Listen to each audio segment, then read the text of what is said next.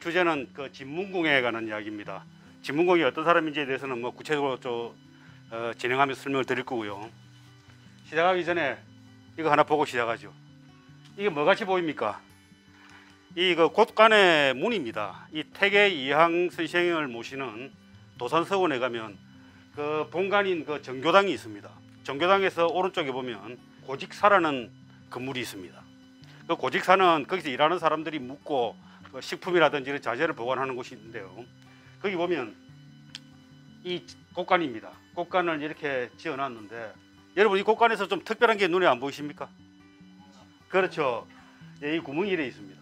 그러니까 지난 한 2달 전에 안양 상공회의소 초대로 가서 강의를 하고 거기서 하루 묵고 다음날 아침에 그 도산서원을 한번 이렇게 관람을 했습니다. 하다가 그 학예사에게 이 구멍이 뭐냐라고 이렇게 물어봤더니 쥐구멍이라 그럽니다. 쥐가 들락거리라고 만들어 놓았다는 겁니다. 그렇 참 좀 특이하죠. 그래서 그럼 왜 구멍이 이렇게 크냐? 쥐가 제일 크지도 않은데. 그랬더니 그 양반이 하시는 말씀이 고양이도 들락거리라고 했다는 겁니다. 그래서 잠시 이제 머리에 혼란이 왔습니다. 근데 제가 그걸 가만히 생각해 보니까 이 굉장히 그 우리 선조들의 지혜가 대단하다 하는 것을 다시 깨닫게 됐는데요. 여러분들 옛날 시골에 자라신 분들은 잘 아실 텐데 이 창고 곳간이 보면은 쥐의 그 천국 아닙니까? 거기 보면 이제 좀 오래된 곳간은 온 구석구석이 쥐구멍입니다. 그 쥐구멍이 나 있으면 그걸 막을 수가 없습니다. 그래서 그 쥐구멍을 아예 미리 이렇게 만들어 둬버리면 쥐가 고생해서 구멍을 뚫을 필요가 없죠. 그래서 곳간은 굉장히 깨끗하게 잘 유지될 수 있습니다. 거기다가 근데 그렇다 해서 쥐가 너무 많이 들락거리면 안 되니까 고양이라도 들락거리게 하면 고양이도 놀지 않고 자기 소임을 다할 수가 있죠. 그리고 고양이와 쥐가 곳간 안에서 같이 생존하는 그런 생태계가 만들어지는 겁니다.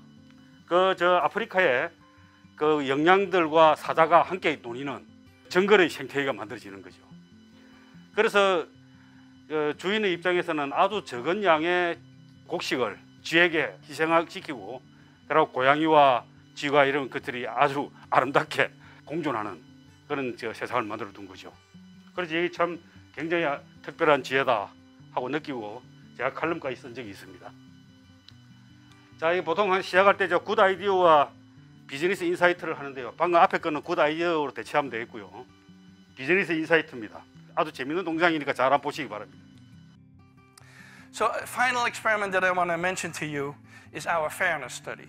And so this became a very famous study, and there's now many more because after we did this about 10 years ago, it became very well known. And we did that originally with capuchin monkeys, and I'm going to show you the first experiment that we did. It has now been done with dogs, and with birds, and with chimpanzees, but with Sarah Brosnan we started out with capuchin monkeys. So what we did is we put 2 capuchin monkeys side by side. Again, these animals, they live in a group, they know each other. We take them out of the group, put them in a test chamber. And there's a very simple task that they need to do.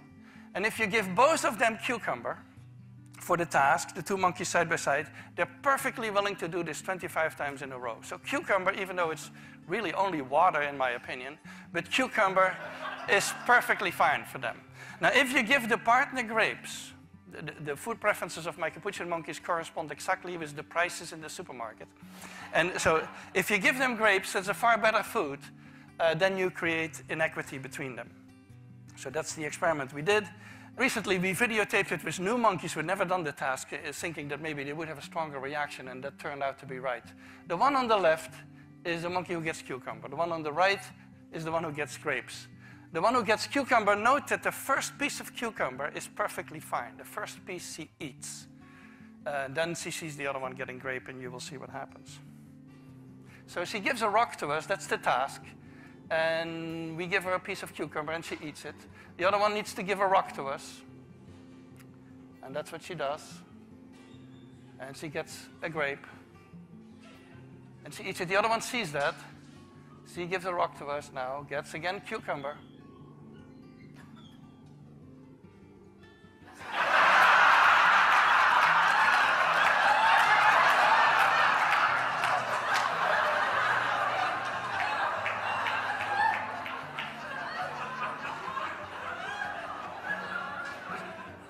She tests the rock now against the wall. She needs to give it to us. And she gets cucumber again.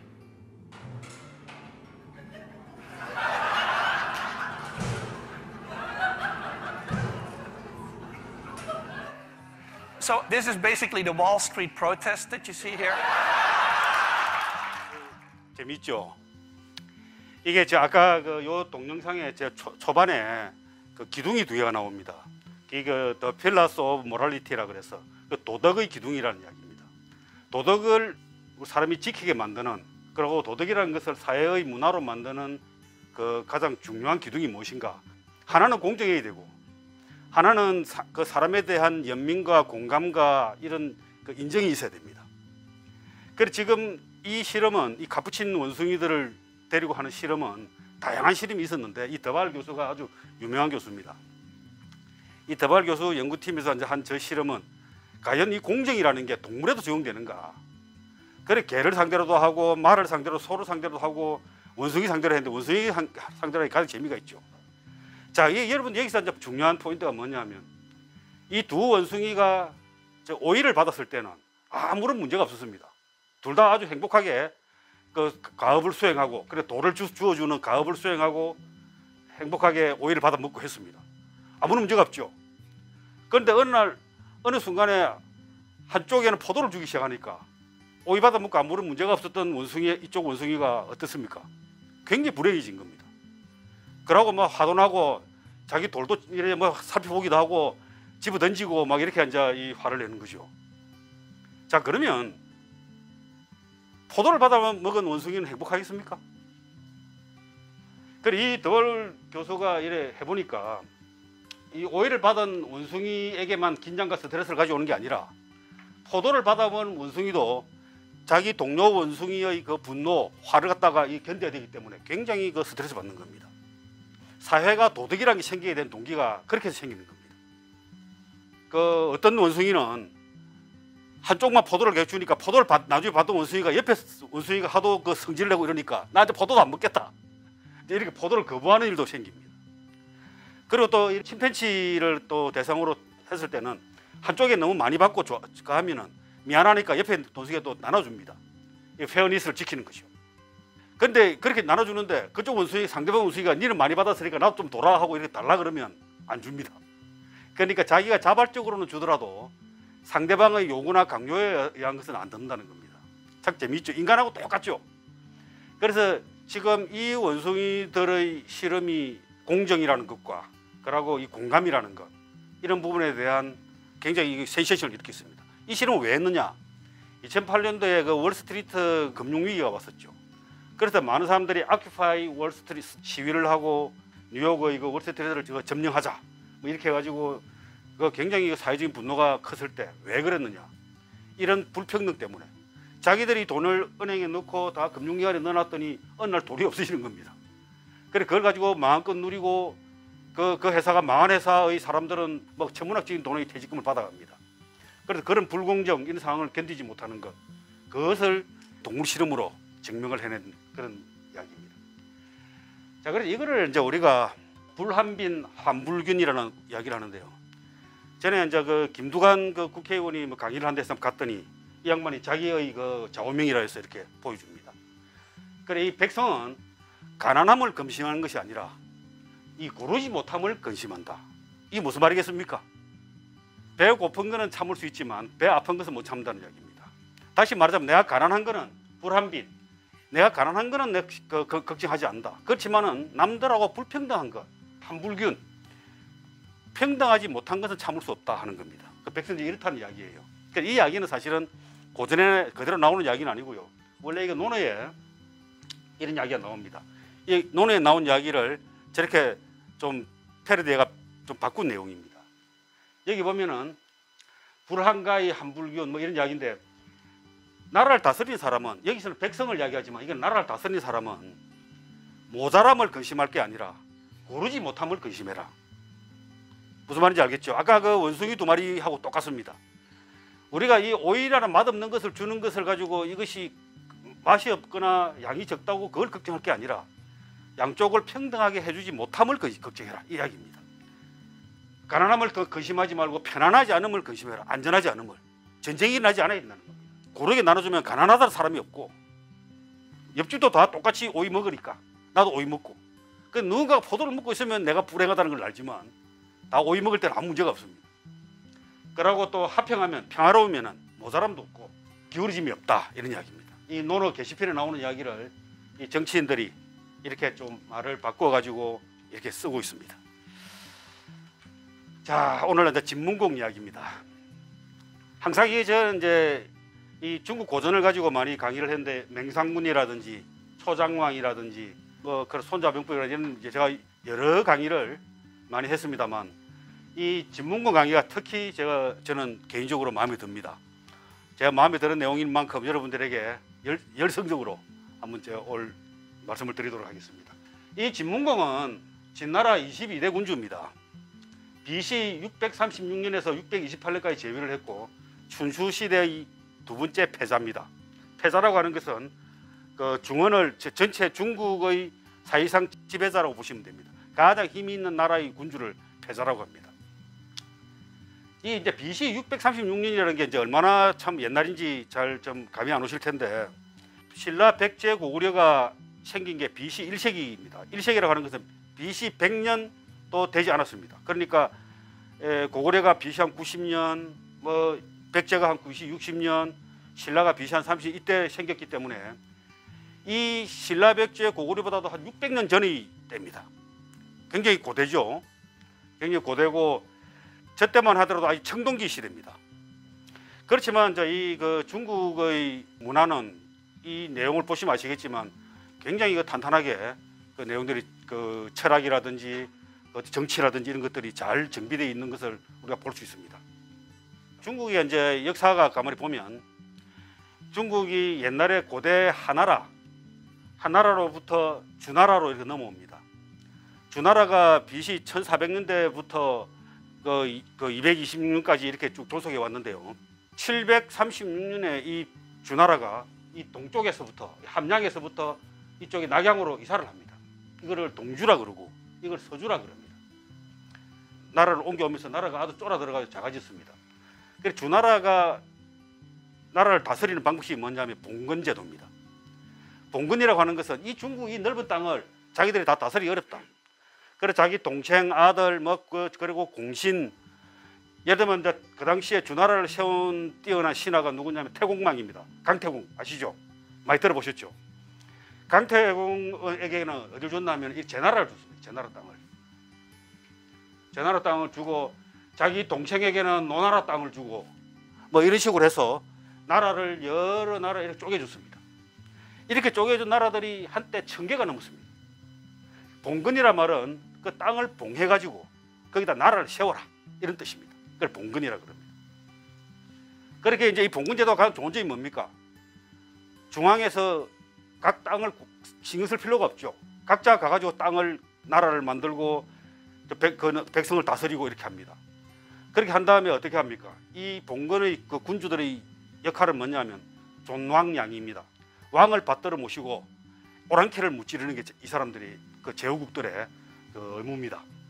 근데 문제는 뭐냐면 중앙의 이 주나라가 힘이 좋을 때는 이 제후국들이 전부 다 그 말을 잘 듣는데 이 주나라가 힘이 약해지기 시작하면은 이 각 군주 국가들이 나라들이 이런 말을 안 듣는 겁니다. 그래가지고 사실은 주나라 이 왕을 갖다가 거의 실제적으로 위협하고 나중에 가서는 이 나라를 아예 없애버립니다. 나중에 없애버리죠. 이게 그 봉건제도고요. 봉건제도하고 다른 제도는 또 뭐가 있겠습니까? 중앙집권제입니다. 중앙에서 모두 그 관리를 파견해가지고 각 지역을 다스리는 겁니다. 그래서 진나라가 진시황이 이 나라 전체를 통일을 합니다. 여기서 이 진나라입니다. 끝에 있는 이 전체를 통일한 다음에는 그 중앙에서 다 이래 중앙집권제를 한 거죠. 그래 그것도 불과 15년밖에 못하고 진나라가 망하고 어떻게 됩니까? 항우와 유방이 치고받고 싸우다가 유방이 전체를 저 나라를 통일하게 되죠. 이게 한나라입니다. 이 초한대전이죠. 초한지죠. 제가 초한쟁패라 해서도 강의를 2번 했었죠. 쪼개가지고. 자, 그렇게 됐습니다.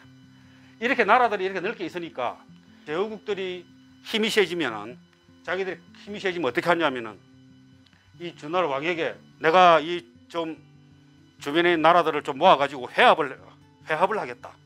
이 저 중원을 어떻게 우리가 운영해야 될지를 의논을 좀 해야 되겠다. 이렇게 하는 겁니다. 그러면 그 왕이 그렇게 하라 그러죠. 그럼 다 모여라 이러면 어떻게 하겠습니까? 강한 나라가 모여라 그러면 각 나라 왕들이 모이지 않을 수가 없습니다. 그렇게 그 회합을 하게 되면은 한 어디 장소를 정해놓고 모으면은 몇 달이 걸리겠죠. 그러니까 일단 건물을 짓습니다.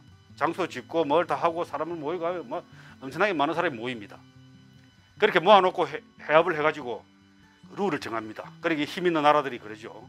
룰을 정해가지고 그 룰을 잘 따르는 나라들은 괜찮지만 잘 안 따르고 회합에 참석 안 하고 이러면 어떻게 합니까? 저 나라는 무도한 나라다. 나라를 망가뜨려 버립니다. 그러니까 이 패자가 되면은 그런 권한이 생기기 때문에 누구나 패자가 되려 하죠. 일대 패자가 누구냐면 이 제왕공입니다. 제왕공에게는 아주 그 탁월한 재상이 있었습니다. 관중이라고. 간포지교 할 때 그 관중이 이 저 제왕공의 이 저 재상입니다. 그러니까 그런 뛰어난 재상이 있었기에 가능했습니다. 그 다음에 2대가 진문공입니다. 3대가 초당왕이고 제가 지난 작년에 강의를 했던 초당왕이고요. 그러고 4대, 5대는 좀 약간 헷갈리긴 한데 오나라의 함려나 월나라 구천, 지나라 목공, 송나라의 양공 이렇습니다. 이런 사람들이 뭐 일종의 둘이 패자라고 이야기를 합니다. 자, 여러분 후작, 공작, 남작, 자작 이런 그 자기가 있지 않습니까? 그 유럽에 있는 걸 여러분 생각하시지만 실제로는 이 중국의 이 춘추 시대에 다 이런 그 자기가 있었습니다. 아주 측근에 아주 강한 사람들은 공작과 후작 이런 게 되고 그보다 좀 등급이 낮으면 남작이나 자작이 됩니다. 그래서 이래 공작 같은 경우는 공이라고 부릅니다. 제왕공 이렇게.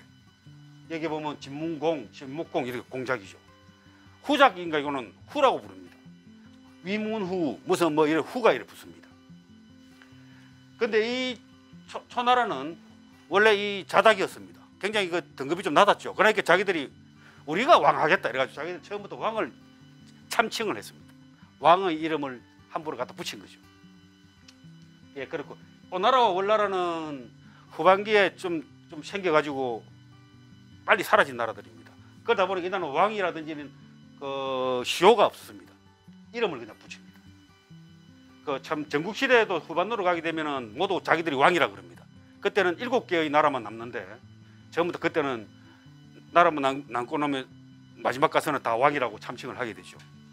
원래는 이 주나라만 왕이었습니다. 자, 이렇게 이제 좀 중국 역사를 대충 그달기로 조금은 이해를 하시고 이 진문공에 대해서 이제 좀 이야기를 해야 되는데요.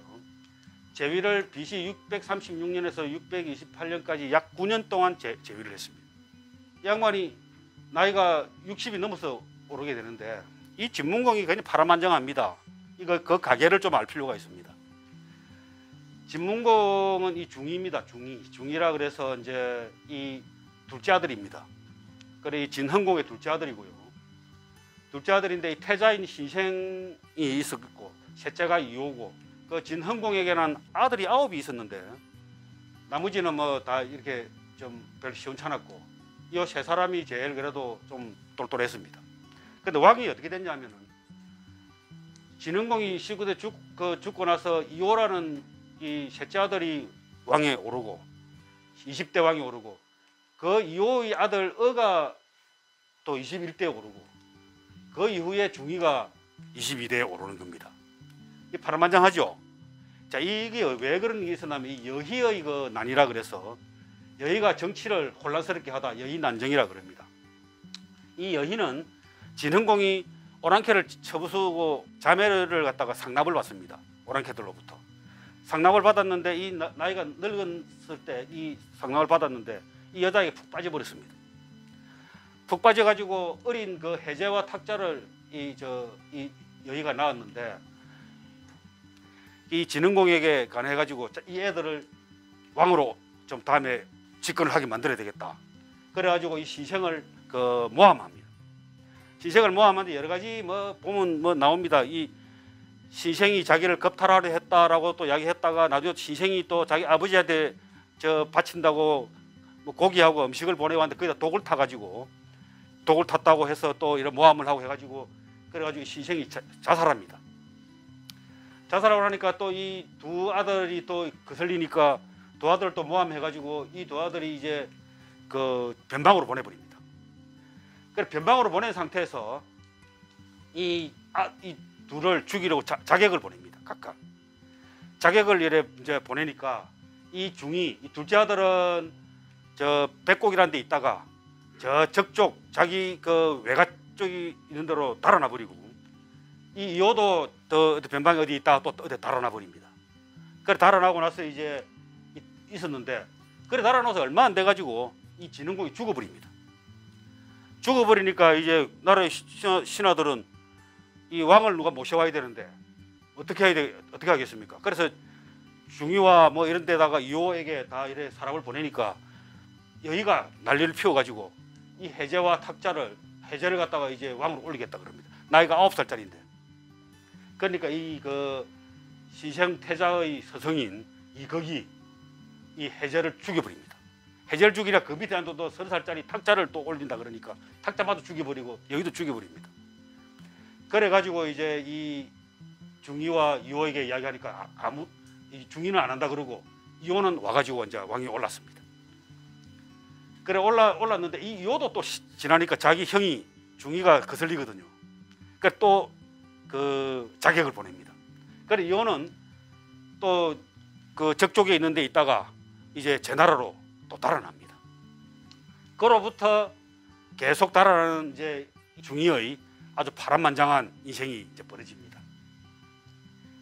자, 그래 62세가 되어서야 이제 왕에 즉위하게 되는데요. 이 파란만장한 역사를 보면은 백곡에 있다가 자객이 오니까 달아나가지고 이 저쪽 땅에 갔습니다. 여기 있다가 여기서 또 자객이 오니까 피해가지고 위나라를 거쳐서 제나라로 가가지고 제나라에서 한 5년 동안 저도 있다가 제나라에서부터 조나라, 송나라, 정나라, 초나라를 거쳐서 또 이 서쪽에 있는 진나라에 가 있다가 이제 그 복귀해가지고 왕이 오릅니다. 이 그 다닌 거리가 무려 그 1만 리가 넘습니다. 참 대단히 파란만장하죠. 이리 파란만장한 그 망명길을 이렇게 다닐 때 혼자 다닐 수가 없지 않습니까? 그래 이 망명에는 아주 이렇게 충성스러운 신하들이 이렇게 따라붙었습니다. 이게 호모, 호원, 조세, 서신, 위주, 호사고, 선진, 개다추, 전힐 뭐 이런 그 아주 쟁쟁한 신하들이 사실은 뭐 한 대대병력 정도 될 겁니다. 그 당시에 더 다니면은 저렇게 이제 어울려 다니는 거죠. 그런데 어울려 다니면 어떻겠습니까? 굉장히 고통스럽겠죠. 먹는 거 입는 거 다 그럴 겁니다. 이렇게 이제 이런 대단한 신하들이 그 19년 동안을 1만리가 넘는 그 망명길을 따라다녔으니 이 그 중위의 그 이 진문공 중위의 그 인품이나 이런 또 대단히 탁월했을 거라 생각합니다. 그런데 이런 이제 이 영웅의 또 뒤에는 이런 신하들 이런 부하들뿐만 아니라 더 또 어떤 사람이 있겠습니까?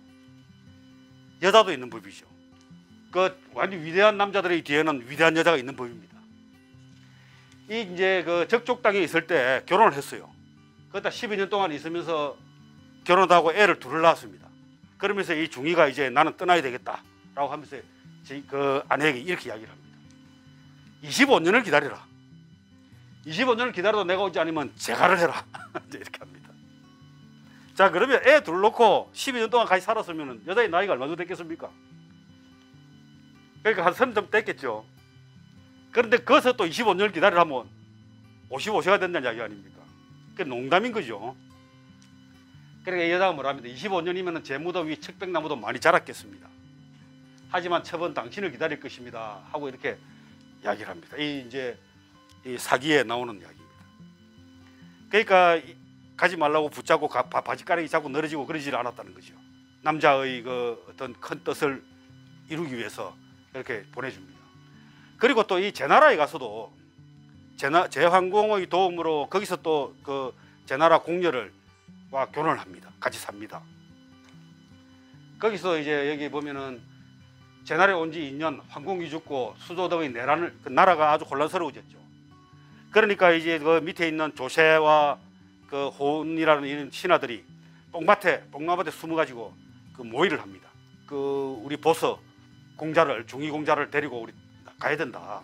여기 우리가 계속 있을 수 없다. 그래 가야 된다고 이런 모의를 하니까 그 여종이 하나가 그 뽕나무에서 일을 하다가 그 소리를 다 들은 겁니다. 그러니까 듣고는 자기 주인한테 가서 이야기를 합니다. 그 주인이 그 이 중위 공자와 살고 있는 제나라 여자입니다. 제나라 공녀입니다. 그래 이야기하니까 이 공녀가 어떻게 하냐면은 그 종을 목을 쳐 죽여버립니다. 죽여버리고 이 중위에게 이야기를 합니다. 서둘러 떠나라. 여기 지금 당신이 있을 때가 아니다. 그러니까 이 중위가 이렇게 이야기합니다. 인생이 이렇게 편한데 다른 일을 알아서 못하겠소. 반드시 여기서 죽을 것이니 떠나지 않겠소. 이렇게 이야기를 하는 겁니다. 그래 제나라 여자 이렇게 이야기합니다. 당신은 한나라의 공자로서 일이 어려워져 이곳에 오셨고 저 사람들은 당신께 목숨을 맡겼습니다. 당신이 빨리 돌아가 신하들의 노고에 보답할 생각은 않고 여색의 미련을 버리지 못하시니 당신이 부끄러우십니다. 그리고 돌아가지 않고 언제 공을 이루려 하십니까? 이렇게 이제 떠나게 만듭니다. 그런데 중위는 안 갈라 그럽니다. 그러니까 어떻게 하면 중위에게 술을 엄청 마셔가지고 완전히 인사불성이 되게 술을 취하게 만듭니다. 그런 다음에 술에다가 묶어가지고 술에 싣고 전부 신하들한테 다 야반 도주를 떠납니다. 한참 가다 보니까 이 중위가 깼습니다. 깨서 보니까 자기가 이렇게 묶여 있고 또 어디 나가고 있는 게 뭐냐 하고 물어보니까 이제 그 지금 상황이 이제 알게 된 거죠. 그래갖고 이게 성을 내면서 창을 들고 구범을 죽이려 했다. 이 구범은 내가 아까 호원이라는 자기 외삼촌입니다. 그러니까 죽이려 하니까 이 구범은 달아나면서 이렇게 이야기합니다. 신을 죽여 주군의 뜻을 이룬다면 그건 제가 바라는 바입니다. 그러니까 중위가 이야기합니다. 일이 성사되지 못하면 내가 외삼촌을 씹어 먹을 것입니다. 이렇게 하려 구범은 일이 성사되지 않더라도 이 구범의 고기를 빌어서 찢어 싫습니까? 하고 이렇게 사마천 사기의 진세가에 나오는 여러 그 기록입니다. 대단하죠? 이렇게 해서 이제 떠납니다. 그런데 떠나는 동안에 얼마나 그 많은 어려움이 있었겠습니까? 떠나는데 나라를 지나는 과정에서 이런 일들이 에피소드들이 있습니다. 위나라를 지나는데 위문공이 무리하게 대했다. 옆 나라의 공자가 지나가면은 사람에 따라서 뭐 잘 대접해 줄 수도 있고 또 박대할 수도 있겠죠. 그리고 위나라에서는 박대를 받았습니다. 그리고 너무나 배가 고파가지고 길가에 퍼지고 앉아 있으니까 농부들이 밥을 먹고 있습니다. 그래서 밥 좀 구걸을 했습니다. 밥 좀 나눠 먹을 수 있겠느냐. 그때 농부가 놀리는 겁니다. 그릇에다가 흙을 담아주는 겁니다. 그러니까 이 중위공자가 화가 나가지고 다 죽여버리려고 그러죠. 그러니까 이 조세가 그러지 말라고 그럽니다. 흙은 땅을 갖는다는 의미이니 주군께서는 절을 하고 받으시오. 이렇게 합니다. 자기 주군의 노여움을 가라앉히면서 가르치는 이 아주 지혜로운 신하의 모습이 아주 그 눈에 그려지시죠. 조나라를 지나게 되니까 이제 이 조나라 공공도 아주 무시합니다. 이 중위가 이 덩치는 엄청 크면서 체력이 좋은데 갈비뼈가 전체가 우리가 갈비뼈가 여러 개 있는 게 아니고 통갈비뼈로 되어 있다는 소문이 있었습니다. 그래서 이 중위를 모욕하게 만들어 놓고는 그 틈새로 구멍을 내놓고 구경을 하는 겁니다. 그렇게 길길대면서 보는 겁니다. 그러니까 엄청난 모욕을 당했죠. 희북이라는 조나라의 신하는 중위에게 먹을 거를 보내주면서 안에다 그 비용으로 쓰라고 옥을 넣어서 줍니다. 그래서 이제 중위는 그 먹을 것만 받고 옥은 돌려보냅니다. 그 다음에 송나라에서는 아주 큰 그 극빈 대접을 받았고요. 또 정나라에서도 아주 수모를 당합니다.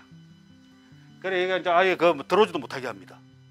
그러니까 그 정나라의 그 숙첨이라는 저 신하가 이렇게 정나라 군주에게 이야기합니다. 저 양반은 굉장히 그 특별한 아주 유능한 사람이다. 잘 대해줘가지고 우리가 친분을 쌓거나 그렇지 않으면 아예 죽여버리라. 그렇지 않으면 우리 나라의 걱정거리가 될 것이다. 하니까 이 정나라 군주는 잘해주지도 않고 죽이지도 않습니다. 그래서 나중에 아주 정나라 곤혹을 치르게 됩니다. 초나라에 가니까 초나라 상황은 아주 대단히 후하게 대접을 해줍니다. 너무 더할 바 없이 이렇게 잘 대해주놓고는 이렇게 이야기합니다. 당신이 돌아가가지고 그 왕이 오르게 되면 임금이 오르게 되면 내한테 어떻게 보상하겠느냐 라고 하니까 이 중위가 이렇게 이야기를 합니다. 그래 보통 보면 그렇게 도와주게 되면 일반적으로 땅을 떼줍니다. 자기들 땅을 성을 몇 개를 주겠다든지 이런 식으로 약속을 하게 됩니다. 그래 아마 초승왕도 그걸 생각하고 이야기를 했겠죠. 그런데 이 중위는 아주 특별한 이야기를 합니다. 진기한 검수나 그 옥구설 그리고 비단 따위는 군함께 남아도니 무엇으로 보답해야 될지 모르겠습니다.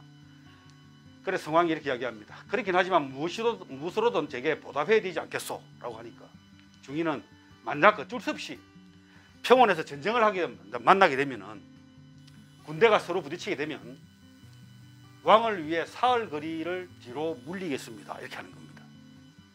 삼사라고 합니다. 삼사. 이 서로 전쟁이 벌어졌을 때 내가 사흘 거리, 하루 거리가 30리입니다. 그래서 90리를 뒤로 물러당했다. 이렇게 얘기하는 겁니다. 이 굉장히 재미있는 그 이야기인데요.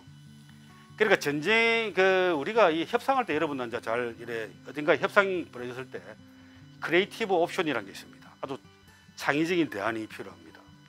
그러니까 우리가 가격을 100원 주시오. 아니 나는 150원 받아야 되겠소. 이렇게 실갱이를 하면 끝이 없습니다. 그럴 때 어떻게 합니까? 내가 다른 일 이런 걸 좀 도와줄 테니까 가격은 이걸 해주시오라든지 아니면 당신이 하고 있는 이 물건을 어떻게든 내가 팔 수 있도록 물량을 어느 정도로 내가 처리해 주겠다든지 이런 식의 어떤 다른 창의적인 대안을 내지 않습니까? 그래서 이런 대안을 내는 것 이거 굉장히 이 창의적인 겁니다. 그러니까 자기 나라 땅은 한 병도 못 주겠고 전쟁이 벌어졌을 때 내가 한 3그램 정도 물을 놔주겠다 이런 이야기입니다. 자, 여튼 이렇게 해서 참 고생이 많았습니다. 이렇게 한 군주가 만들어지는데 19년 동안을 일만리를 유랑을 하고 저렇게 나라를 다니면서 이런 수모도 당하고 또 이런 대접도 받기도 하고 이런 것을 겪는 것 이거 굉장히 중요하죠. 여러분들이 사업을 하시다가 지금 한참 어려울 때는 아마 이 중에 어느 하나일 수도 있다고 생각하시면 되겠습니다. 사업을 해가지고 비즈니스를 하시는 분들은 이 정도 일은 아무것도 아니죠. 이보다 훨씬 더 힘든 일들을 수도 없이 겪었을 겁니다. 특히 이제 이렇게 돌아다니면서 가는 이 할고봉군이라는 아주 유명한 일화가 있는데요. 이 게다추라는 이 신하가 있습니다. 자기 주군이 배를 굶고 아무도 못 먹고 있으니까 자기가 한 구석에 가가지고 자기 허벅지 살을 베어와가지고 그 허벅지 살로 자기 주군이 먹도록 하는 겁니다. 이 할고봉군 허벅지 살을 베어가지고 군주를 받들다 이런 뜻입니다. 이런 에피소드도 있습니다. 주역에 보면 잠용, 물용이라는 말이 있습니다. 잠용이라고 하는 것은 물에 잠겨 있는 용이라는 뜻입니다. 물 밖에 나오지 못하는 물속에 살고 있는 용이죠. 우리가 이무기라고 이야기하는데 이런 용은 쓰지 않는다. 누가 쓰지 않겠습니까? 하늘이 쓰지 않는다는 거죠. 이게 무슨 말이겠습니까? 이 잠용이라고 하는 것은 물 밖을 태어나기 위해서는 충분히 오랫동안 수련을 하고 자기의 힘을 쌓아야 됩니다.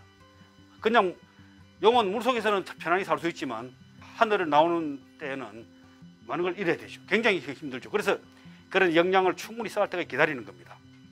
그래 이 하늘은 용이 충분히 이 물을 뚫고 나올 때까지를 기다려주는 겁니다.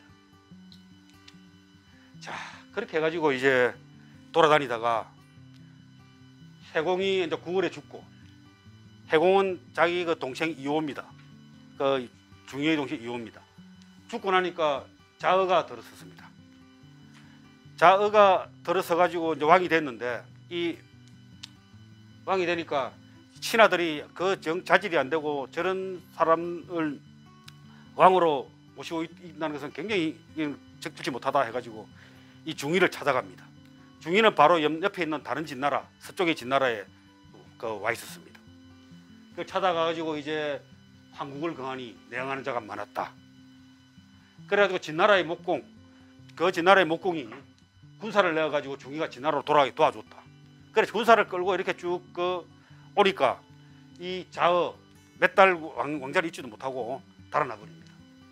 그때 이제 결국 19년 만에 돌아와 중위가 62세였는데 그때 이제 드디어 군주 임금의 자리에 오르게 됩니다. 이게 이제 진문고의 북국도 나라로 돌아오는 그림이다. 이렇게 해서 돌아오는 장면입니다. 자, 대단하죠. 그래서 19년 동안을 방랑을 하다가 이제 돌아와서 왕자리에 오릅니다. 자, 그런데 이제 황하만 지나면 이제 자기가 다스릴 나라입니다. 그런데 이제 배를 타고 항아를 건너려고 그러는데 여기 보시니까 일행의 살림을 맡았던 그 호수기, 그동안 썼던 낡고 망가진 물건들과 남은 음식들을 일일이 배에 싣고 있었다. 그 다 물건이 많았을 거 아닙니까? 굉장히 많은 물건이 있었겠죠. 그 모습을 보던 진문공은 크게 웃으며 내가 오늘 진나라로 들어가 임금이 되면 진수성찬을 먹게 될 텐데 이따위 쓰레기 같은 물건들을 어디에 쓰려는 것인가? 라고 말하며 강기석에 모두 버리고 배에는 하나도 싣지 말라고 큰 소리로 지시하였다. 충분히 그래 할 만하죠. 들어가면 이제 뭐 이제 권력을 이제 권좌에 오르게 되면 뭐 아쉬운 게 뭐가 있겠습니까? 그런 이야기를 딱 하니까 그 옆에 듣고 있던 자기 외삼촌 호은이 이야기를 합니다. 진문공에게 무릎을 꿇고 자신이 이제 떠날 때가 되었다고 말합니다. 신은 수년간 분주히 돌아다니며 겪은 일들로 넋이 놀라 이제 꺼질 지경이고 심령도 또한 다 하였습니다. 비유하자면 찌그러진 제기나 깨진 밥그릇과 같아서 다시 재상에 올릴 수도 없고 해진 벽가리개나 구멍난 돗자리와 같아서 다시 펼쳐 쓸 수도 없습니다. 신이 머물러도 공작에 아무런 이로움도 없고 신이 떠나도 전혀 잃는 바가 없습니다. 이런 까닭에 신은 떠나고자 하는 것입니다 라고 이야기하니까 진문공은 눈물을 흘리며 잘못을 뉘우쳤다. 그리고는 호숙에게 명하여 그 물건들을 다시 씻게 하였다. 어떻습니까?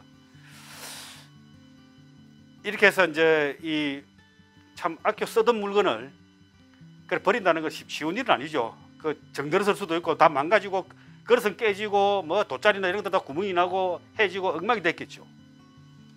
제가 그래 이 내용을 가지고 이렇게 칼럼을 써서 경남매일신문에 칼럼을 실은 적이 있습니다. 자, 그래 이제 보면은 이게 후한서에 이런 말이 나옵니다. 빈천지교는 불가망이요 조강지천은 불화당이라 이런 말이 있습니다. 가난하고 천했을 때의 교훈은 절대 있어서 안 되고 술쥐개미와 살개를 먹으며 어려움을 함께한 아내는 내보내서는 안 된다. 뭐 이런 이야기입니다. 그 우리가 어떤 물건 중에도 참 이래 오래된 물건 이런 것들이 참 있지만 절대 이거 버리고 싶지 않은 그런 물건들이 간혹 있죠. 그래 그 물건이 쓸모가 있어서가 아니라 그 물건에 깃들여 있는 어떤 정신이나 마음이나 그 당시에 이거 추억 때문에 그럴 겁니다. 제가 이제 변리사가 되고는 참 30년이 훨씬 넘었는데요. 변리사 시험 준비할 때는 뭘 하겠습니까? 공부를 할 겁니까? 당연히. 그 공부를 또 어떻게 하냐면은 서브노트라는 거 노트가 있습니다. 그 일일이 그 시험 답안을 이거 저 해가지고 다 그 노트를 다 뽑은 답안을 만듭니다. 그걸 서브노트라고 합니다. 서브노트가 얼마쯤 되겠습니까? 굉장히 많습니다. 근데 그거를 지금까지 이거 다 이래 놔두고 있는데 그 한 번씩 열어보기도 합니다. 근데 그 내용이 뭐 궁금해서 막 보고 싶어서가 아니라 왜 보겠습니까? 그 당시에 제가 가졌던 마음가짐이라든지 그때의 어떤 그 절박함이나 추억이나 이런 것들을 한 번씩 확인하고 싶을 때가 있는 겁니다. 뭐 옛날 사진 보는 거하고 똑같은 거죠. 옛날 어릴 때 사진 보는 거하고 그와 마찬가지입니다. 이제 요즘 시대가 많이 이렇다 보니까 쓰던 물건들을 쉽게 버리고 또 쉽게 사고 이렇게 합니다. 뭐 자동차든 그렇고 뭐 신발이든 옷이든 뭐 다 그렇지 않습니까? 그리고 특히 스마트폰 이런 것도 보면 그렇게 뭐 그 목숨처럼 귀에 끼고 다니다가 바꾸면 어느새 새 거에 마음이 혹 가가지고 옛날 걸 잊어버리고 말죠. 그래 이제 이런 것도 뭐 꼭 직접 뭐 관련된 얘기는 아니지만 이런 말도 있습니다. 원하는 것을 갖는 것을 성공이라고 하고 가진 것을 원하는 것을 행복이라 한다. 우리가 그 가지려고 한없이 욕구하는 것은 그것을 얻었을 때는 잠시 기쁠지는 모르지만 우리가 소유라고 하는 것은 그렇게 오래가는 기쁨이 아니죠. 아주 짧은 시간 내에 그 기쁨은 아주 그 다시 원상태로 돌아가 버리고 맙니다. 그래 가지고 있는 것에 대한 끝없는 그 애정을 보이는 것은 그것이 오히려 행복일 수 있다라는 이야기입니다. 자, 여기 깨진 그릇이 나오니까요. 이 긴적이라고 해서 금으로 잇는다, 뭐 연결한다 이런 뜻입니다. 일본의 그 관습 중에 깨진 그 그릇을 금으로 때운다는 이야기입니다. 깨진 그릇을 금으로 때운다. 이런 거 뭐 혹시 들어보셨습니까? 이 긴적이라고 하는데 사실은 이게 이제 저 이런 동호회도 있고 뭐 가르치는 데도 있고 한데 실제로는 그릇이 깨진 걸로 하는 게 아니라 그릇을 깨가지고 이렇게 붙이는 경우도 있습니다. 여기다 접착제로 가지고 다 붙인 다음에 마지막 마무리를 이 금박으로 가지고 금을 여기서 이렇게 떼우는 겁니다. 그래 이걸 제가 왜 보여드리냐면은 가만히 이걸 보면은 우리가 인생을 살면서 그릇이 깨지는 것 같은 가장 아픔을 느낄 때가 굉장히 많습니다. 뭐 여러 가지 실패도 있을 것이고 또 여러분이 가슴 아픈 고통스러운 일도 굉장히 많았을 겁니다. 그런 그 많은 그 실패나 그 고통 이런 어떤 경험들이 지금은 다 이렇게 금으로 떼어져 가지고 여러분들의 지혜와 어떤 경륜이 돼 가지고 지금 이 삶을 여러분들의 삶을 좀 더 풍성하게 만들고 있지 않나 하는 생각입니다. 여러분들의 옛날에 과거에 아팠던 여러 수많은 경험들 많으시죠? 고백했다가 차이기도 하고 이런 것들 다 아팠지 않습니까? 다 그런 것들이 지금 어떻습니까? 여러분들을 아주 그 감성이나 어떤 그 인격의 풍성함에 다 보탬이 됐을 겁니다. 이렇게 금박처럼 맞습니까? 자, 이제 농공행상이라고 이제 본론에 들어갑니다. 오늘 여러분들에게 말씀드리고 싶은 가장 중요한 이제 부분이 여기입니다. 보통 나라를 처음에 설립을 하거나 나라를 갖다가 정복을 하거나 반정을 일으켜 가지고 왕이 되거나 뭐 예를 들면 이런 겁니다. 뭐 이성계가 그 고려를 무너뜨리고 자기가 왕이 올랐을 때도 마찬가지고 또 큰 환란이 일어났을 때 예를 들면 이제 임진왜란이 일어나서 다시 그 왜구들을 다 쫓아내고 나라를 정상으로 되찾았을 때 뭐 이런 것처럼 큰 그 변화가 있을 때는 그 공신록을 작성합니다. 그러니까 그 신하들 중에 공이 컸던 사람들의 등급을 1등 공신, 2등 공신, 3등 공신 이렇게 해서 공신록을 작성하고 다 그 공에 대해서 상을 시행합니다. 그걸 이제 농공행상이라고 합니다. 그 임진왜란 때의 그 농공행상도 지금 보면은 이제 자료들을 보면은 참 한심합니다. 선조가 저 의주까지 저 도망을 갔다가 다시 돌아왔지 않습니까?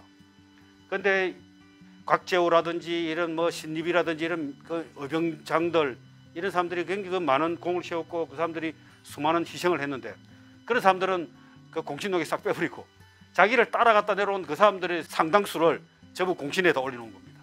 그렇게 이제 이 선조가 그렇게 옹졸하고 그래 아주 그 덜떨어진 왕이라는 것을 자기 스스로 보여주는 거죠. 자, 그럼 이 그 진문공이 자기를 따라다니 19년 동안 따라다니 신하들에 대해서도 농공행상을 해야 될 거 아닙니까? 그 사람들에게 전부 똑같이 일률적으로 상을 시행하면 어떻겠습니까? 그래도 될 것 같긴 하지만 그래도 뭔가가 사람마다 다 다르게 역할이. 그래서 여러분들이 이제 이 기업을 하면서 그 경영자들이 가장 어려운 게 그겁니다. 회사가 잘 되고 했을 때 뭔가가 사람들마다 다들 고생을 하고 다 했는데 누구에게는 어떤 시행을 하고 누구는 어떻게 할 것인가에 대한 판단을 하기가 굉장히 어려운 거죠. 그 잘 되면 어떻습니까? 굉장히 그 사람들 프로모션 해가지고 충성도를 높일 수 있지만 잘못되면 어때요? 이거 파탄이 일어납니다. 특별한 철학이 없으면 안 됩니다. 자, 그리고 진문공은 어떻게 했는가를 한번 보도록 하죠. 그런데 이렇게 이제 이야기가 나오는 동기를 보면 이 호수기 하급관리입니다. 아까 그 깨진 밥그릇하고 제기나 이런 것들을 싣고 있던 그 호수기입니다. 공신록에 자기 이름이 없는 겁니다. 공신록에 자기 이름이 없으니까 이제 가서 진문공 앞에 나와가지고 이렇게 이야기를 합니다. 신은 포탁에서부터 주공을 따라 발꿈치가 모두 갈라지도록 천하를 뛰어다녔습니다. 머무르면 침식을 받들고 나서면 금화를 점검하고 잠시도 곁을 떠난 적이 없습니다. 지금 주공께서 망명에 따랐던 사람들에게 상을 내리시면서 저에게만 미치지 않으니 혹 신에게 잘못이 있어서입니까? 라고 해서 묻는 겁니다. 진문공이 이렇게 대답합니다. 가까이 오라. 과인이 잘 알게 해주겠다. 나를 인의로서 이끌어 나의 마음을 넓게 해준 사람, 그러니까 폐부개통자입니다. 에게 높은 상을 내렸다. 나를 지락으로 보좌하여 제후들에게 부끄럽지 않게 해준 사람은, 그러니까 불욕 제후자에게는 그 다음 상을 주었다. 화살과 돌을 무릅쓰고 창날을 막으며 온몸으로 나를 지킨 사람, 이신위 가인자에게는 그 다음 상을 내렸다. 그러니 높은 상은 덕에 대한 상이며 다음이 재에 대한 상이고 그 다음이 공에 대한 상이다. 천하를 돌아다니 수고로운 필부의 힘을 쓴 것이니 그 아래에 있다. 위에 세 가지 상을 시행한 후에 너희 차례가 올 것이다. 허수건 부끄러이 승복하며 물러났다. 어떻습니까? 여러분 느낌이 딱 오십니까? 여기 한번 보시면 화살과 돌을 무릅쓰고 창날을 막으며 온몸으로 나를 지킨 사람, 상이 몇 등입니까? 자기를 목숨을 지켜준 사람 3등입니다. 그리고 우리가 보통 일반적으로 우리 범인들이라면 어떻습니까? 내 목숨을 지켜준 사람은 어떻게 합니까? 1등을 해야죠. 그렇죠? 그런데 여기 3등입니다. 1, 2, 3등이 거의 등수가 다르죠. 기가 막히죠. 이거는 동주열국지에 이렇게 나오는 말입니다. 동주열국지는 소설입니다. 그런데 이제 사기에는 또 내용이 조금 다릅니다. 사기에는 이렇게 되어 있습니다. 문공은 답했다. 나를 인의로 이끌고 덕과 은혜로 나를 지킨 사람은 높은 상을 받았다. 행동으로 나를 보좌하여 마침내 자리에 오르게 한 사람은 그 다음 상을 받았다. 화사가 도로의 위험을 무릅쓰고 땀 흘린 공로가 있는 사람은 그 다음 상을 받았다. 힘으로 나를 섬기되 나의 부족함을 보완하지 못한 사람은 그 다음 상이다. 그러니까 저는 이제 이 사기의 기록보다 동주열국지의 말이 훨씬 더 감동적입니다. 이 내용이 둘 다 좀 비슷한 데가 있지만 동주열국지의 말로 가지고 한번 다시 세밀하게 분석해 보겠습니다. 자, 농경의사의 등급, 덕으로 자기를 보필한 사람입니다. 인의로서 나를 이끌어서 마음을 넓게 열어준 사람입니다. 다시 말하자면 마음을 넓게 열어줬다는 뭡니까? 비전이라든지 자기의 그릇이라든지 이런 사람의 도량을 키워준 사람이죠. 그래, 리더를 성숙시키는 사람입니다. 자기의 리더를 키워준 신하입니다. 가진 두 번째의 등급은 제해준다고 그랬죠. 지략으로 머리를 써가지고 나를 보좌해가지고 제후에게 부끄럽지 않게 한 사람입니다. 부끄럽지 않게 했다는 이야기는 무슨 말입니까? 힘을 길러준 사람입니다. 내가 다른 제후들에게 굽실거리지 않고 자기의 강한 역량을 키워준 겁니다. 그 조직의 경쟁력입니다. 세 번째는 뭡니까? 공입니다. 용맹으로서 화살과 돌을 무릅쓰고 나를 지켜줬습니다. 리더와 조직을 생존시켜준 사람입니다. 리더와 조직이 생존보다 더 중요한 게 뭡니까? 조직의 경쟁력과 리더의 성숙 이런 거란 거죠. 마지막에는 힘을 쓴 겁니다. 힘을 써서 천하를 돌아다니며 나를 봤던 사람입니다. 군주를 수발하고 편의를 보살펴 준 거죠. 어떻습니까? 좀 감이 오십니까? 여기 이제 가만히 보면은, 자, 이거는 이제 덕이라고 리더를 갖다 마음을 넓게 열어준 사람, 이 조직의 비전이나 리더십을 강화시킨 사람입니다. 우리는 무엇을 추구하기 위해서 어떻게 행동해야 되고, 우리는 왜 존재하는가를 가르치는 사람입니다. 비전입니다. 그 다음은 핵심 역량입니다. 주도성. 어떤 역량을 갖추고 있어야 되고, 우리가 다른 제후들이나 다른 사람들에게 휘둘리지 않으려면은, 우리가 주도적으로 인생을 살려면 어떻게 해야 되는가 하는 겁니다. 여러분, 주도라는 말을 했는데요. 세상을 주도하지 못하면 어떻게 됩니까? 내가 세상을 이끌고 주도하지 못하면 누군가가 하는 행동에 반응을 해야 되죠. 대응을 해야 됩니다. 남이 하는 대로 따라하거나 남이 공격해 오면 막아야 되고 피해야 되고 이렇게 반응을 해야 됩니다. 그러니까 주도하지 않는 인생은 굉장히 피곤합니다. 주도하지 않는 인생은 이런 사람들이 필요합니다. 그래야 추진력이 있어야 되고 사명감이 있어야 됩니다. 목숨을 걸고 자기 군주를 지켜야 되고 조직을 지켜야 됩니다. 마지막 이 노로 가지고 봉사한 사람은 어떻게 합니까? 시킨 대로 잘하고 순응하고 다 성실해야 됩니다. 자, 이 보시면은 우리가 많은 신하들이 신하를 이끌고 다닐 때 이런 덕재 공로의 사람이 구분되겠죠? 구분될 겁니다. 그 사람들에게 순차적으로 땅을 10,000평을 주면 얘는 5,000평을 주고 얘는 3,000평을 주고 1,000평을 주고 이렇게 해야 농공행상이 공정하게 됐다고 할 수 있죠. 이 공정이라는 개념이 어떻습니까? 아까 원숭이랑 똑같습니다. 그렇겠죠? 이 공정하지 않으면 어떻습니까? 굉장히 혼란스러워지죠. 그러니까 농공행상의 기준을 다시 한번 우리 재구성을 한번 해보겠습니다. 자, 1은 덕이고 2는 재고 3은 공이고 4는 노입니다. 그 덕은 비전 리더십이고 재는 핵심 역량 주도성이고 공은 추진력과 사명감이고 노는 수능과 성실성입니다. 이걸 다른 관점에서 일단 한번 보죠. 자, 그럼 방향인가 추진력인가? 여러분 골프 칠 때 방향이 중요합니까? 거리가 중요합니까? 그렇죠. 방향이 중요하죠. 아무리 거리가 많이 난다 하더라도 엉뚱한 방향으로 날아가면 어떻게 됩니까? 오비라고 그러지 않습니까? 예. 방향이 올바르면 어떻습니까? 다소 거리가 짧거나 적게 나가더라도 조금 시간이 더 걸리고 노력이 한 번 더 들어간다는 뿐이지 목표를 잃지는 않습니다. 그래서 이 방향과 추진력 이런 부분을 관장하는 영역이 어디입니까? 이 1번입니까? 2번이고 3번이고 4번입니까? 예, 1번이죠. 그렇습니다. 이 비전과 리더십, 이게 우리가 왜 존재하고 있고 어떻게 우리가 운영되어야 하는가를 이야기해 주는 거, 이게 비전 아닙니까? 리더십이고. 이거는 방향입니다. 자, 추진력, 힘이 있어야 되죠. 힘은 누가 만듭니까? 이건 2, 3, 4죠. 그죠? 힘은. 그 다음에 주도하는가 반응하는가. 우리가 주도하겠다. 우리의 삶을 우리가 결정하고 다른 사람들로부터 휘둘리지 않겠다라고 하는 것은 어느 부분이겠습니까? 아마 이 덕과 재가 필요하겠죠. 비전이 분명해야 되고 거기에 핵심 역량을 갖출 수 있어야 됩니다. 세 번째, 미래인가 현재인가. 지금 당장을 먹고 사는 게 중요한 건가, 아니면 우리 미래를 준비할 것인가. 미래가 더 중요하지 않습니까? 그래서 미래는 1, 2번은 미래에 해당될 겁니다. 비전은 미래를 위한 겁니다. 그러고 핵심력이나 주도성도 미래를 준비하는 건데 현재일 수 있기 때문에 갈로를 쳐놨습니다. 그 다음 조직인가 개인인가.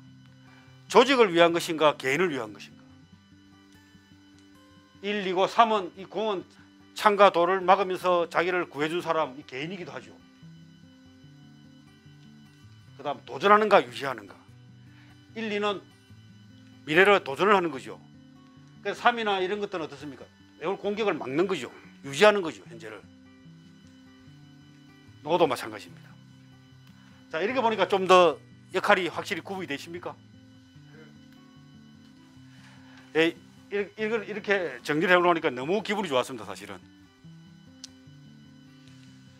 자, 그래서 이 덕은 군주를 이끌고, 이 재는 도장하고, 이 공, 이것은 지키고, 이 노는 받듭니다. 그래서 제가 칼럼을 이끄는가 보좌하는가 지키는가 받드는가 이래서 칼럼을 이렇게 쓴 적이 있습니다. 자, 그렇게 이렇게 앉아 여러분 저렇게 공을 나누면 어떻습니까? 다 사람들 승복하겠습니까?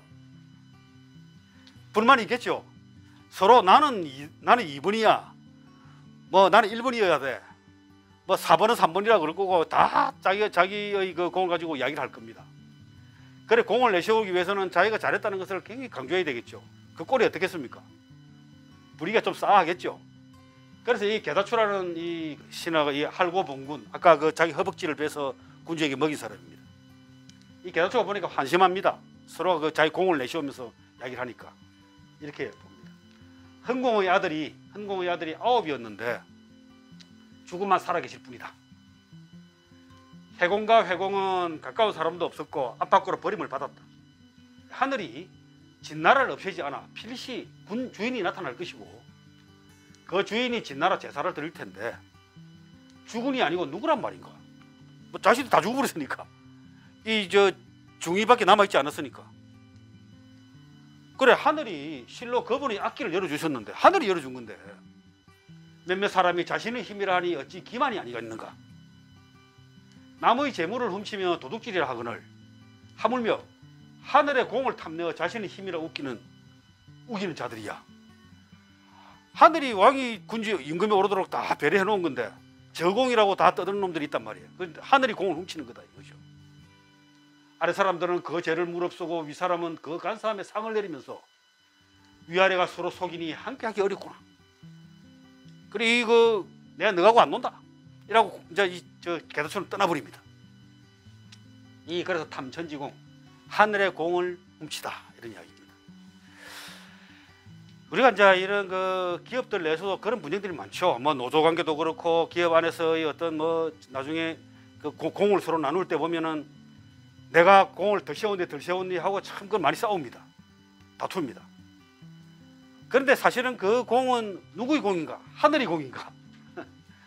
회사가 그렇게 성장하고 이익을 남기고 했던 데는 누구의 공인가? 이제 이거는 한번 참 다 따져볼 일이죠. 그래 이 이야기는 한번 내가 공을 갖다 주장할 때 과연 내가 주장할 만한 거리가 되는가를 갖다 한번 곰곰이 되새겨 보는데 필요한 이야기일 수 있습니다. 자, 이 개다추는 이래서 더러워서 못 보겠다 이러고 이제 가버립니다. 숨어버립니다.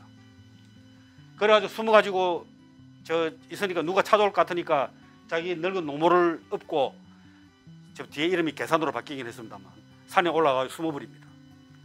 근데 가로니까 이제 이 진문공이 알았습니다. 개다추가 없어진 거를.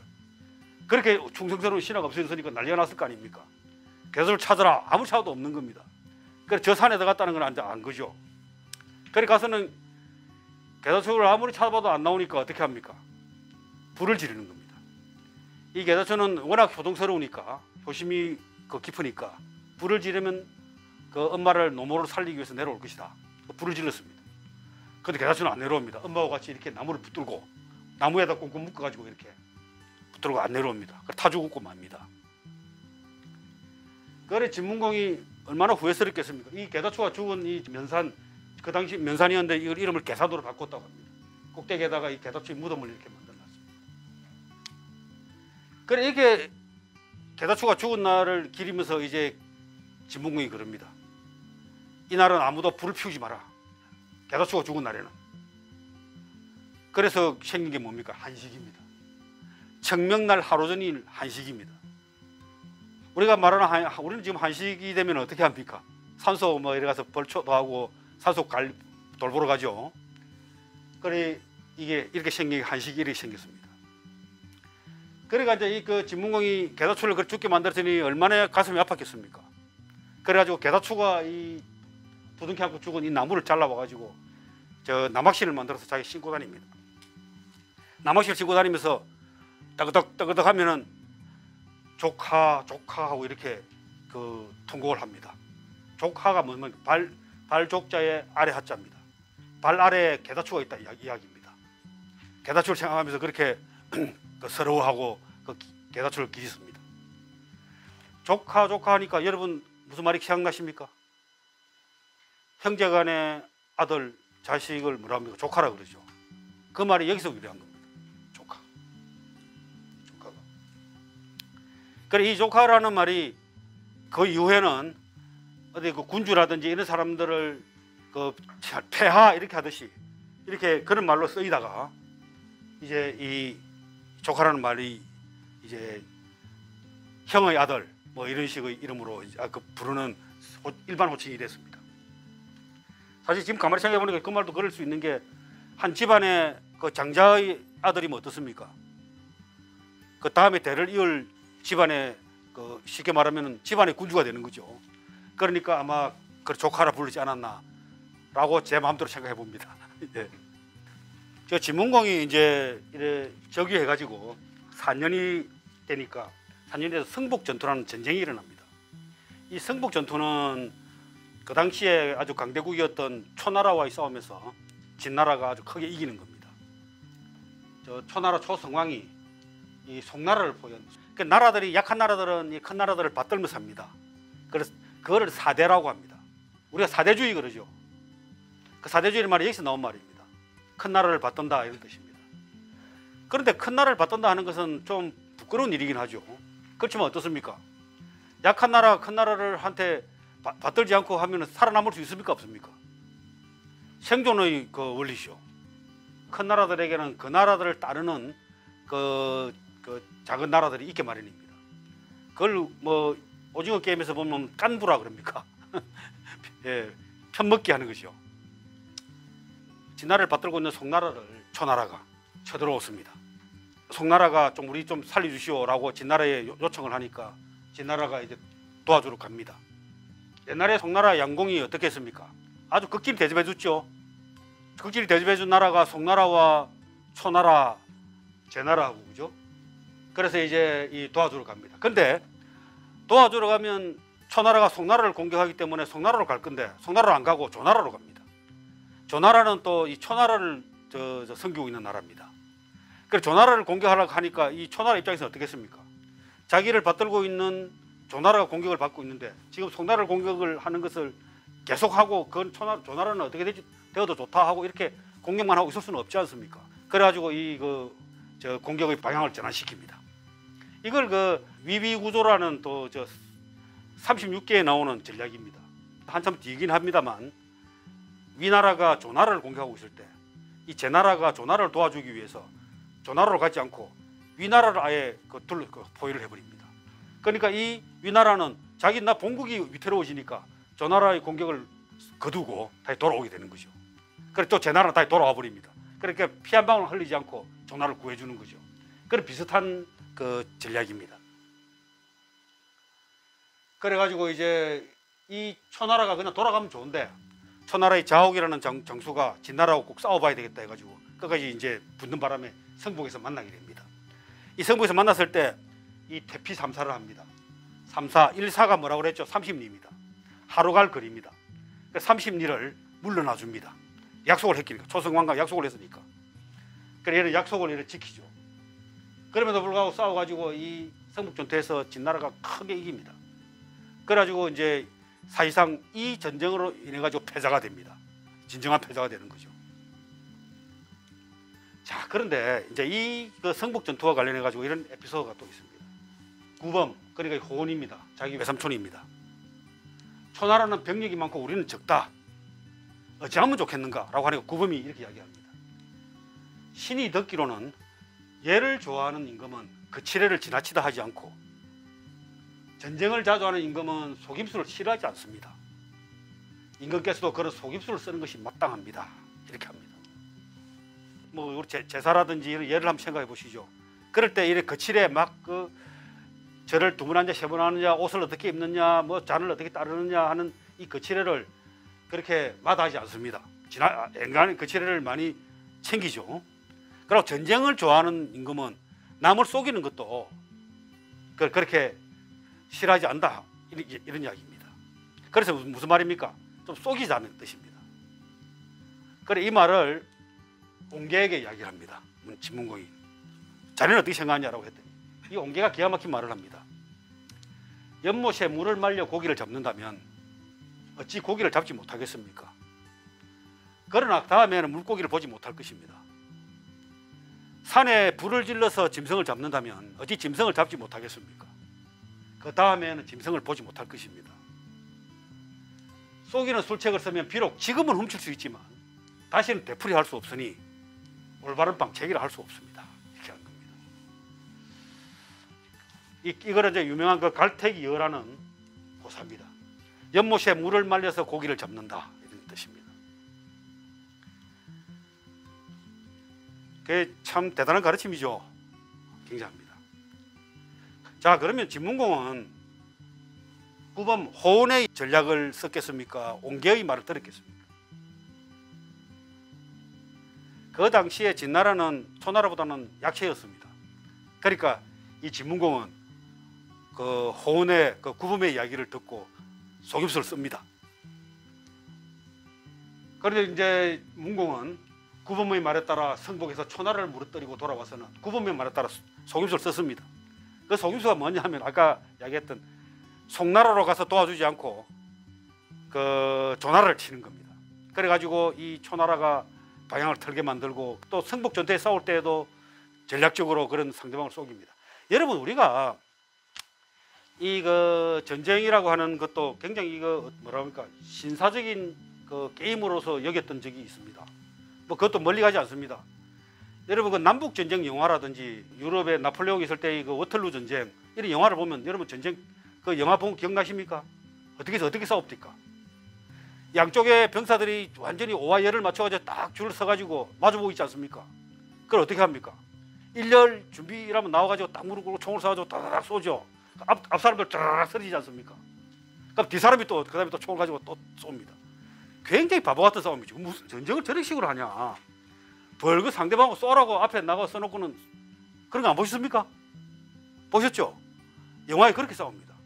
그걸 바르게 싸우는 전쟁이라고 생각했던 시절이 있었겠습니까? 없었겠습니까? 그러니까 예를 들어서 우리가 매복을 하고 사람들을 유인하고 속이고 숨기고 이렇게 하는 전쟁은 사실은 거의 한참 이후에 나왔습니다. 손자병법이 이보다 한 100몇십 년 후에 그 손무가 나타났는데 그 손무의 이야기도 제일 처음 나오는 말이 병자 교도야, 전쟁이라고 하는 것은 속이는 것이야, 이렇게 해놨습니다. 자, 이게 보면 그래서 이렇게 합니다. 돌아와서는 상을 시행하는 거, 이것도 이제 농공 행상을 하는 거죠. 옹계를 어떤 분 올려놓는 겁니다. 전략을 쓰지도 않았는데 전략을 써먹은 사람은 그 아래 두고 전략을 쓰지 않는 사람은 그걸 어떤 분 올려놓은 겁니다. 이게 신하들이 묻습니다. 성복의 공은 구범의 계책에 따른 것이다. 임금께서는 그 계책을 사용하시고서는 그 상을 뒤에 두셨는데 혹자들은 불가하다 이럴 겁니다. 사람들이 그거 잘못됐다 이렇게 얘기할 것입니다 라고 하니까 진문공이 이렇게 이야기합니다. 옹계의 말은 백시의 이로움이고 구범의 말은 일시의 일처리이다. 일시지무다. 어찌 일시의 일처리가 백시의 이로움을 앞설 수 있겠는가? 감이 오십니까? 옹계의 말은 백대를 내려가는 아주 귀한 이로운 좋은 말이지만 구범의 말은 일시적으로 써먹을 수 있는 편법에 불과한 것이다. 그러니까 구범이 아무리 그 작전을 써가지고 이기긴 했지만은 백대를 내려갈 수 있는 그 귀한 말을 한 옹계는 상을 그 위에 줬다. 그래 이 진문공이 패자로서 저렇게 위대한 업적을 남긴 것은 다른 이유가 있는 건 아니죠. 그것은 그 철학이 그렇다는 겁니다. 백시의 이론과 일시의 일처리. 이 사위지도, 그러니까 속임수 술책입니다. 속임수의 반대말은 뭐겠습니까? 아마 이거 아니겠습니까? 오를 잊자, 오름입니다. 옹계는 오름을 주장을 했고 구범은 속임수를 주장을 했습니다. 오름에 대해서 상을 더 높이 준 겁니다. 그 대단한 리더십이 아닐 수가 없습니다. 그래서 공자가 그 이야기를 듣고 말합니다. 어려움에 임하여 속임수를 써서 적을 물리치는 것도 좋다. 족이 각적입니다. 적을 물리치는 것, 족이 좋다. 뭐 좋다는 말은 그럴 수도 있다 이 말이에요. 돌아와서 지혜를 존중하여 그 덕에 보답한 것도 좋다. 옹계의 지혜를 존중하고 그 덕에 보답한 것도 좋다. 그래 반이존현 족이 덕에 보답한 것도 좋다. 그리고 진문공이 처음부터 끝까지 한결같지는 못했지만 패자가 되는 자는 모자람이 없다. 그러니까 옳다는 것을 채택하지 않고 속임수를 가지고 했다는 것에서 한결같지는 않았지만은 잘했다 이런 이야기입니다. 패자가 그 정도면 패자가 될 만하다 이런 이야기입니다. 그러니까 또 논어에 이런 말이 나옵니다. 진문공은 속임수를 쓰며 정직하지는 않았지만 제왕공은 정직하며 속임수를 쓰지 않았다. 진문공은 훌이 부정이고 속임수를 쓸 때 정직하지 않았고 제왕공은 정의 바르되 속임수 쓰지 않았다. 이 정의라고 하는 것은 정직하고 착하고 바르고 올바르고 좋은 일이라는 개념보다는 정면승부를 했다 이렇게 생각하시는 게 더 좋습니다. 편법을 썼다 이렇게 생각하면 됩니다. 그래서 손자병법에 이런 이야기 나오죠. 병자 교도야, 전쟁은 속입니다. 법냐 전쟁이라고 하는 것은 바른 방식으로 서로 대적을 하고 이정합 맞닥뜨리되 이기성 편법을 써서 이기는 것이다. 이렇게 지금 손자병법을 이야기하고 있습니다. 손자병법은 이보다 한참 뒤기 때문에 사람들이 문화가 많이 바뀌는 거죠. 이 손자병법이 나온 이후 그 시점부터는 전국시대가 됩니다. 매일 전쟁을 치는 전국시대가 되는데 이 전국시대의 전쟁은 이렇게 정이 아니고 기입니다. 기. 우리가 사업을 하면서 이래 한번 생각해 보시죠. 사업을 하다 보면은 상황이 어려워지고 하면은 우리가 올바르지 않는 방법을 부득이 쓸 수밖에 없는 경우가 있습니다. 편법이죠. 뭐 좋은 말로는 뭐 절세를 한다, 뭐 좋은 말 이렇게 할 수도 있지만 어디 사바사바하고 넘어갈 때도 없습니까? 예, 분명히 없을 수가 없죠.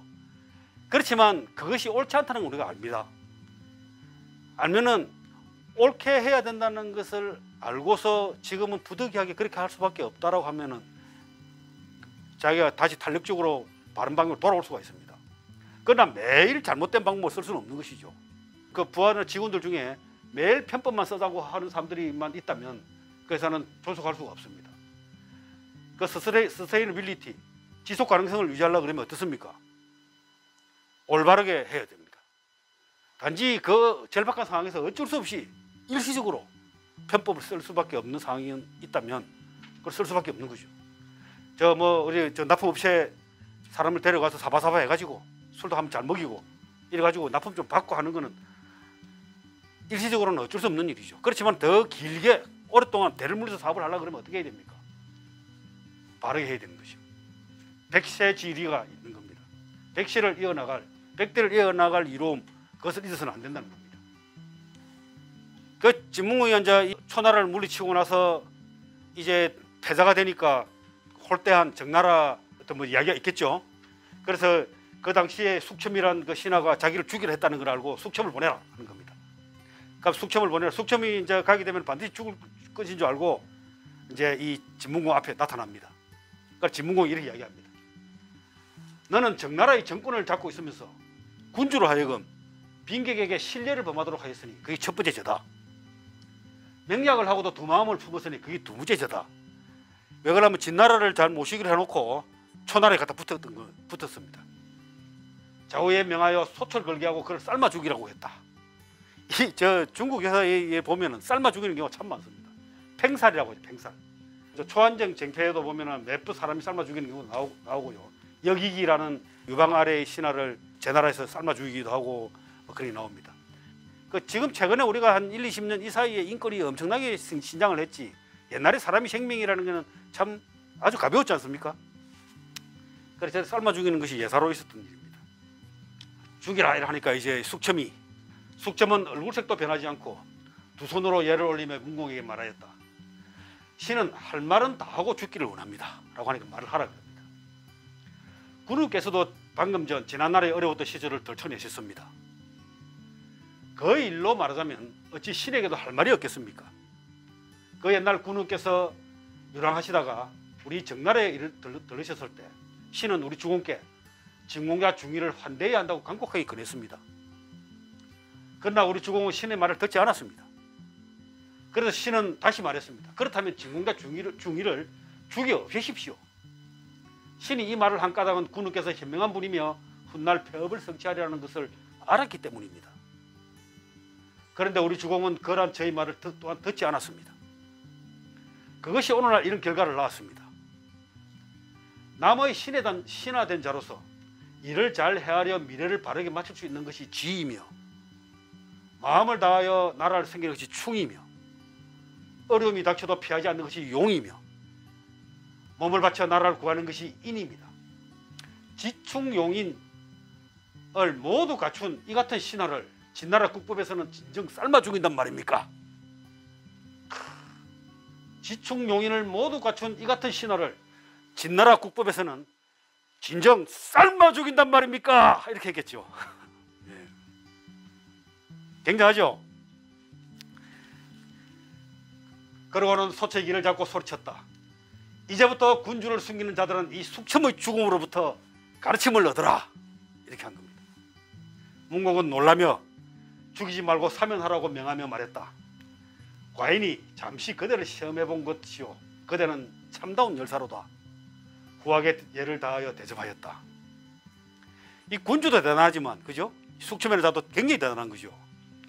군주도 죽이라 했는데 저런 말 들었다고 해서 또 금방 저렇게 생각을 바꾼다는 게 쉬운 일이 아니죠. 머뭇거리다가 막 삶아 죽이고 말 겁니다. 앵간한 사람들이라면. 그렇게 참 결단력과 자기가 잘못을 금방 깨달을 수 있는 저런 영향을 가진 사람입니다. 이게 이제 숙청 같은 경우는 중간 리더라고 하죠. 중간 리더는 이 지충용인입니다. 이게 일을 헤아려 미래를 잘 우리가 어떻게 미래를 대비해야 하는가 이런 걸 지죠. 그러니까 진문공 중의가 그렇게 방랑하고 다닐 때 사람이 뛰어난 사람이란 걸 알아봤다는 겁니다. 그래서 환대를 하자고 이야기한 겁니다. 근데 말을 안 들었습니다. 그럼 죽여야 된다고 이야기한 겁니다. 마음을 다해 조직을 섬기죠. 자기가 이 진문공 앞에 나타나지 않으면 정나라가 위태로울 거기 때문에 자기 목숨을 걸고 나타난 겁니다. 어려움이 닥쳐도 피하지 않습니다. 이렇게 용감하게 이야기를 하려면 용을 가졌습니다. 그리고 몸을 바쳐 조직을 구합니다. 이게 참 기가 막힌 이야기죠. 그러니까 이 과사능중 지야, 진신모국 충야, 임남불피 용야, 살신구국 임야 이렇습니다. 이 참 이런 그 중간 이런 리더들을 데리고 있는 군주라면 얼마나 행복하겠습니까? 자, 그럼 저 진문공의 진정한 덕목은 뭐겠습니까? 저는 이 총명이라고 생각합니다. 총명. 우리가 총명하다 이런 이야기 들어보셨죠? 총명. 총명하다는 게 머리가 좋다고 생각하시죠? 총명이란 말은 이 사기 상군절제에 나오는데요. 남의 거스리는 말을 잘 듣는 것을 총이라고, 자신의 내부를 들여다보는 것을 명이라며, 자신을 이기는 것을 강하다고 한다. 이 총이라는 건 개발글 총입니다. 남의 거슬리는 말, 그것도 거슬리는 말을 잘 듣는 것을 총이라고 합니다. 그리고 자신을 스스로를 잘 아는 것, 이걸 명이라고. 자기 스스로를 이기는 것, 이게 자성자강, 강하다고 하는 겁니다. 그리고 여기 보시면 이제 이게 있죠. 반청지 위 총이요, 내시지 위 명이라. 거슬리는 말, 이걸 잘 듣는 것, 이것이 총입니다. 그래서 지금 이 진문공이 지금 쭉 이야기를 보면은 진문공에 가난한 사람들이 있죠.